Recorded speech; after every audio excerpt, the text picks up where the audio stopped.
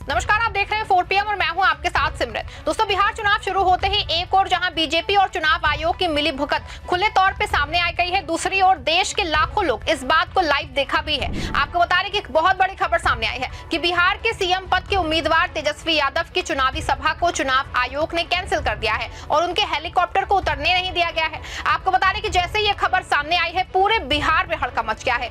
एक और जहां तेजस्वी यादव भड़के हैं, तो वहीं दूसरी ओर ये बात भी साफ हो गई है कि कैसे चुनाव आयोग ने बीजेपी के साथ मिलकर बड़ा गेम जो है करने की तैयारी में जुट चुका है। तेजस्वी यादव ने अपनी सभा कैंसिल होने पे क्या कहा है और कैसे ये बात सामने आई है कि चुनाव आयोग और बीजेपी मिल गई है, पूरे मामले पे सबसे बड़ा खुलासा हम अपनी इस 8 मिनट की रिपोर्ट में करने वाले हैं।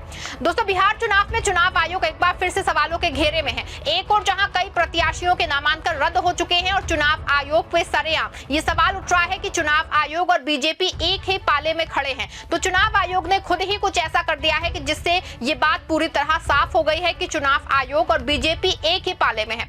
खबर देखिए, दैनिक भास्कर की खबर है, हेडलाइन में ही साफ साफ लिखा है, खगड़िया में तेजस्वी की सभा रद्द, बोले ये तानाशाही, शाह के हेलीकॉप्टर की लैंडिंग के चलते नहीं मिली परमिशन। देखा आपने कि खगड़िया में तेजस्वी की सभा रद्द हो गई है और इस पे तेजस्वी यादव फायर हैं। उन्होंने चुनाव आयोग के इस फैसले को तानाशाही का फैसला बताया है और क्यों तेजस्वी की सभा रद्द हुई है ये भी हेडलाइन में ही लिखा है कि शाह की रैली और उनके हेलीकॉप्टर की लैंडिंग की वजह से ऐसा हुआ है। शाह की हेलीकॉप्टर के लिए तेजस्वी का हेलीकॉप्टर नहीं उतरने दिया गया है। आपको बता दें कि तेजस्वी यादव की Khagaria rally cancel, helicopter landing की परमिशन नहीं दी गई। तेजस्वी यादव की आज खगड़िया में सभा होनी थी, इसे रद्द कर दिया गया है। जिला प्रशासन ने उनके हेलीकॉप्टर को लैंडिंग की परमिशन नहीं दी। दरअसल संसारपुर खेल मैदान में हेलीपैड बना है, केंद्रीय गृह मंत्री की भी उसी इलाके में सभा है। ऐसे में चुनाव आयोग ने अमित शाह की रैली को परमिशन दे दी, लेकिन तेजस्वी की रैली को कैंसिल कर दिया है और बताया गया है कि संसारपुर खेल मैदान में होने वाली सभा रद्द कर दी गई है कि बच्चों का खेल प्रभावित ना हो।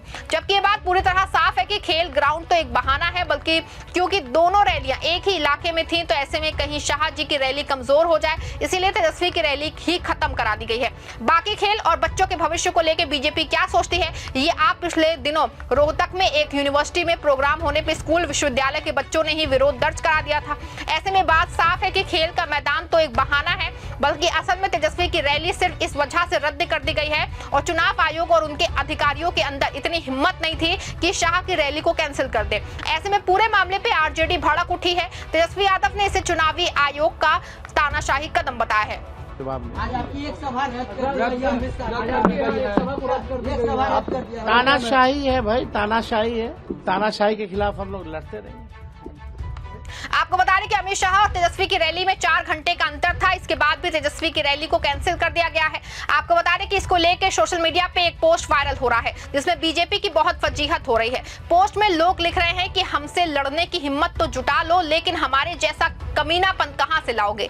आपको बता दें कि ऐसे बहुत से पोस्ट सोशल मीडिया पे वायरल हो रहे हैं, सुर्खियां बटोर रहे हैं। वहीं दूसरी ओर खगड़िया रैली स्थल पे भी रैली रद्द होने के विरोध में राजद कार्यकर्ताओं में गुस्सा दिखा है। आपको बता दें कि सिर्फ इतना ही नहीं, अपने पीएम साहब ने चुनाव जीतने से अन्य दूसरे टूल्स भी एक्टिव कर दिए हैं। तेजस्वी और लालू यादव पे पहले से ही सीबीआई IRTC केस में एक्टिव हो चुकी है। जी हाँ दोस्तों, और अब सिर्फ IT डिपार्टमेंट का एक्टिव होना बाकी था, वो भी एक्टिव कर दी गई है। आपको बता दें कि पूर्णिया सांसद पप्पू यादव को इनकम टैक्स ने नोटिस भेजा था, उन्हें शुक्रवार को पूछताछ के लिए बुलाया गया था। उन्होंने एक्स पे इसके बारे में लिखा कि मुझे इनकम टैक्स का नोटिस मिला है, मेरे साथ ऐसा इसलिए हुआ है क्योंकि मैं बाढ़ पीड़ितों के लिए घर बनवाता हूँ। आपको बता दें कि हर वो सांसद विधायक जो क्षेत्र में एक्टिव है वो कहीं ना कहीं डोरे डालने की कोशिश ही हो रही है उस पर। आपको बता दें कि तेजस्वी यादव की रैली कैंसिल कर देना अपने आप में बहुत बड़ी बात है, क्योंकि तेजस्वी विपक्ष का सबसे बड़ा चेहरा है और महागठबंधन ने उनको अपना सीएम प्रत्याशी ऐलान किया है और जैसे ही उनको सीएम बनाया गया है, बीजेपी और एनडीए की सिट्टी पिट्टी गम हो गई है।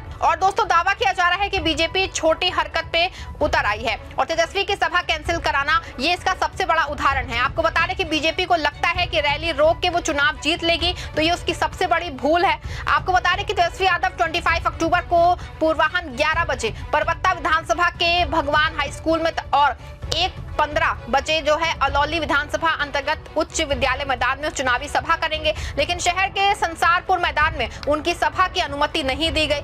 शनिवार को खगड़िया शहर के ही जीन केटी मैदान में अमित शाह की चुनावी सभा निर्धारित की गई थी, लेकिन तेजस्वी की रैली पर रोक लगा दी गई है। आपको बता दें कि जब से महागठबंधन ने अपने सीएम और डिप्टी सीएम का पद का ऐलान किया है, तब इससे बीजेपी डरी है और वो इस तरह का काम करना शुरू कर चुकी है। बता दें आपको, एनडीए अभी तक अपना सीएम कैंडिडेट नहीं घोषित कर पाया है। एनडीए में काफी सीएम फेस को लेकर के काफी सिर फुटअव्वल चल रही है। खबर तो यहां तक है कि बीजेपी नीतीश कुमार को अपना सीएम कैंडिडेट बिल्कुल नहीं बनाना चाहती है, बल्कि बीजेपी ने अंदर खाने में खुद ही अपना कैंडिडेट तय कर लिया है। आपको बता दें कि सोशल मीडिया पे एक ऐसी खबर कल से ही तैर रही है जिसमें दावा किया जा रहा है कि बीजेपी खास तौर से अमित शाह चाहते हैं कि बिहार में बीजेपी का सीएम हो, बल्कि वो यहां तक चाहते हैं कि वो बिहार में बीजेपी का महाराष्ट्र मॉडल को लागू करना चाहते हैं। लेकिन आपको बता दें कि अमित शाह बिहार में अपने खास गृह राज्य मंत्री नित्यानंद राय को सीएम की कुर्सी में बिठा के बिहार में तेजस्वी यादव के सबसे बड़े वोट बैंक पे सेंधमारी करना चाहते हैं और चिराग को डिप्टी सीएम का पद देके लोकसभा चुनाव में बिना नीतीश के बड़ा गेम करने की तैयारी में है। हालांकि इसमें वो नीतीश बाबू का ठिकाने लगाने की तैयारी भी है, लेकिन आपको बता दें सब गेम इतना आसान नहीं है जितना दिख रहा है, क्योंकि बीजेपी को बिहार की सत्ता हासिल करने में नाको चने चबाने पड़ेंगे। बिहार में बीजेपी सिर्फ 101 सीटों पे चुनाव लड़ रही है। अगर बीजेपी अपनी सभी सीटें भी जीत ले तो भी बहुत के आंकड़े से दूर होगी और उसको सत्ता पाने के लिए जदयू की जरूरत पड़ेगी ही पड़ेगी। और ऐसे में शाह जी का ये महाराष्ट्र वाला प्लान फिलहाल बिहार में तो चलता नहीं दिख रहा है, क्योंकि बिहार में नीतीश को किनारे करके सरकार बनाना इतना आसान